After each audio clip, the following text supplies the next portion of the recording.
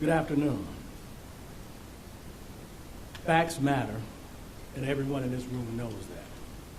In Chicago, I can tell you that we are making measurable progress in creating safer neighborhoods and building a world-class police department that the entire country can be proud of. That's evident by the thousands of police officers, professionals, and executives that are here in Chicago this week to see the Chicago turnaround. The President is right about one thing. Violent crime in the United States declined last year for the second consecutive year, according to FBI statistics. National murder rate fell by 6%, but it was Chicago that set the table for those reductions. Since 2016, gun violence in this city is down by almost 40%. We've made double-digit reductions in robberies, burglaries, and auto thefts, being at 20-year lows, while instilling a philosophy of community policing that centers around trust, transparency, and accountability. I'm exceptionally proud of the work being done by the 13,400 men and women of the Chicago Police Department and our partners in the communities that they serve. This administration has hurt many communities in Chicago, but CPD is here and will always be here to stand up for them. We're sworn to protect and safeguard everyone in Chicago, no matter where you come from, who you love, or what God you worship.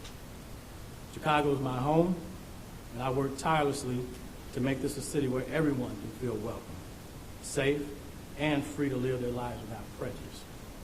Today, the same police officers the President criticized for their inability to protect this city spent all day protecting him. They've devoted their lives to keeping us safe.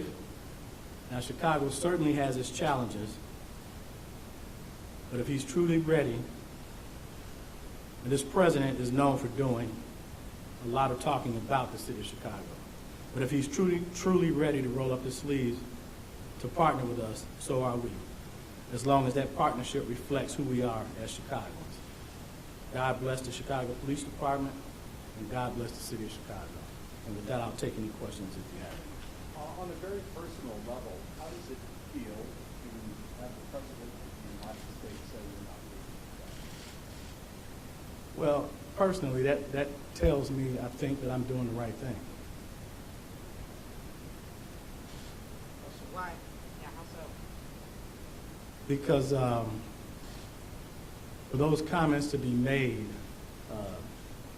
lets me know that there must be some irritation somewhere, and that the progress that we've made as a city has gone unnoticed.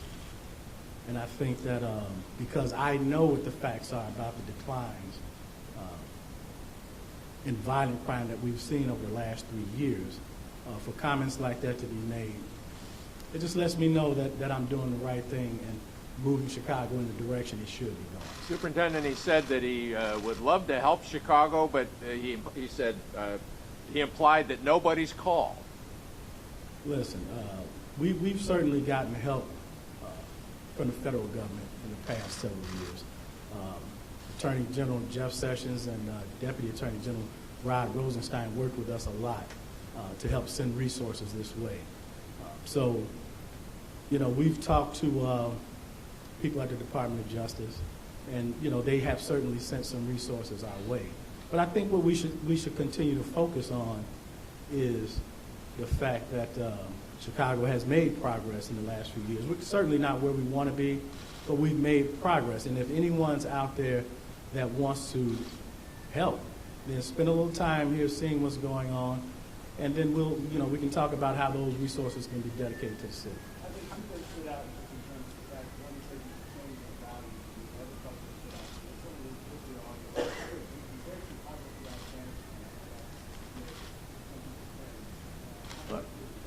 I'm sure it did, because the people that live here and have been here all of their lives, or recent transplants, they came here for a reason.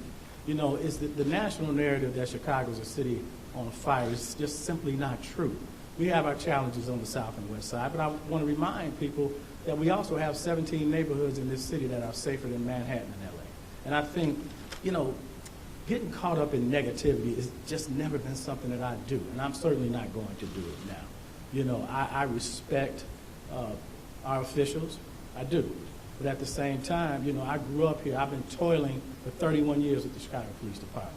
I poured my heart out for this city. I made sacrifices, personal sacrifices, as all these individuals you see standing behind me. So when it comes to the city of Chicago being compared to something else, it's not a good thing. We do the best that we can, and anybody that's willing to reach out and help, and come on and do that. What help would you ask for? Well, you know what? We could always use more funding for resources. And that example of that is the burn grant. We've been blocked from having that burn grant for a couple of years now. You're talking about millions of dollars that we can use to purchase certain resources to help stem the tide of violence in this city. Those things were stopped, and so if people want to help us, then restore those things, and let's get moving with doing what we should do. When we talk about crime stats nationally, those crime reductions were driven by Chicago.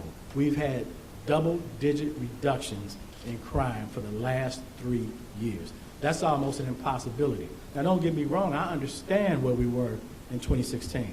But at the same time, we could have easily continued to rise, but we didn't. We blunted that crime, and we're driving it down. Even this year, we're now at about an 11% reduction. So that's 3 years in a row of double-digit reductions. And I know people don't understand that, but that's difficult. That just doesn't happen. But we've been able to sustain it, and then let's move on. Let's focus on the positive things that we've done. So once again, the president linked sanctuary cities to crime. Can you explain why there's not such a link? Well, look, unfortunately, when we talk about crime in the city of Chicago, especially violent crime, it's not driven by people that are not from Chicago. Unfortunately, that small segment of individuals in this city that continue to plague us with violent crime are people that live here. Should the police, what they're saying is the police department could make communities safer if they, law enforcement work with ICE more than they are? Who's saying that? That's what the president said and all the speakers. I tell you this, in sanctuary cities, what we don't want to do is make the immigrant population fear the police, because when crimes happen in those communities, we want them to feel comfortable enough to come to us with those issues.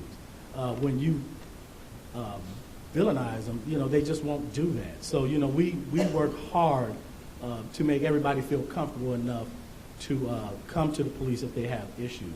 So I don't think we want to put them in a position where they're afraid of the police. We just can't afford to do that. We have to welcome everybody and have to be challenged to make sure that they feel just as comfortable and safe as anyone else in the city. Superintendent Johnson? It was reported that when he made a comment comparing Chicago to Afghanistan, he got through laughter from the other officers and chiefs in the audience. Is that true?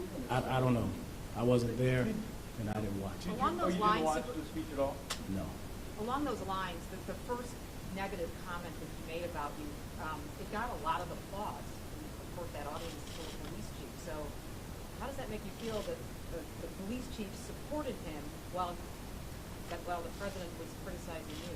Well, I didn't hear, so I'm not sure what comment that was, but I can tell you this. Some people support him, and that's their own opinion.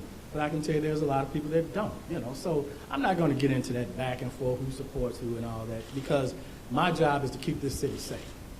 And that's just about it.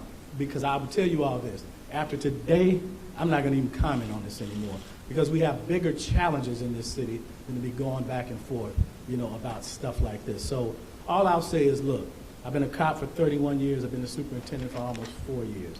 I've dedicated my life to keeping this city safe. And that is my focus. Superintendent, can I just ask about One more, Mike. Go ahead. thank you, on the issue of the consent decree, he once again brought up the guy, I know you've referenced him as the super cop, who was with him before he became president. He once again brought this guy up, and he said he was a manly, studly motorcycle cop, and that he asked him, and this cop told him, one day, that's all we need. If they set us loose, we could stop the killing. And you've heard it before. And in that same passage, he cited the sanctuary. He said 1,162 detainers have been denied, including for murderers and sexual assaulters. So as far as this mystery cop, we go back to that time in history. I know that the interim superintendent at the time did an exhaustive search of this person. We were never able to identify him, and we spent a lot of time trying to identify this person, because if there's somebody that can stop crime in a day, then I will bow down to them and say, bring it on. But that's just not going to happen. I mean, look, we're all adults here.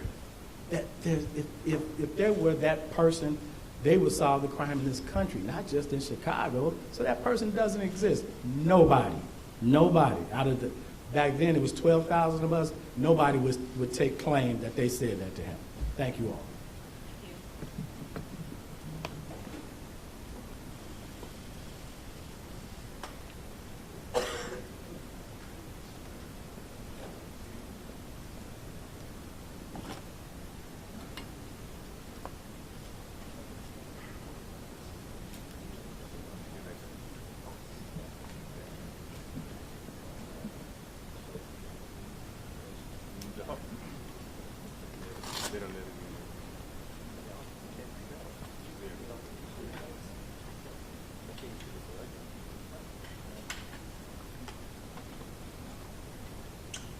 Ok, Pancho, nos cambiaron la historia de vuelta.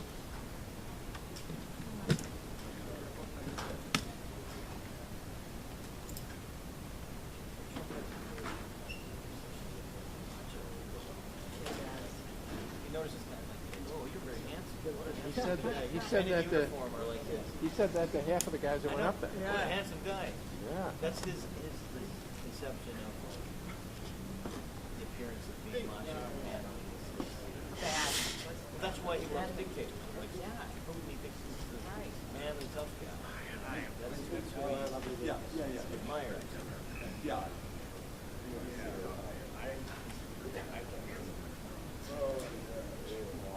Get realistic. Hey, Susie, you can stop. You gotta fight fire with fire. Right, that's what I concept too. You don't fight them with a bunch of With a flimsy politician. Yes. I love it.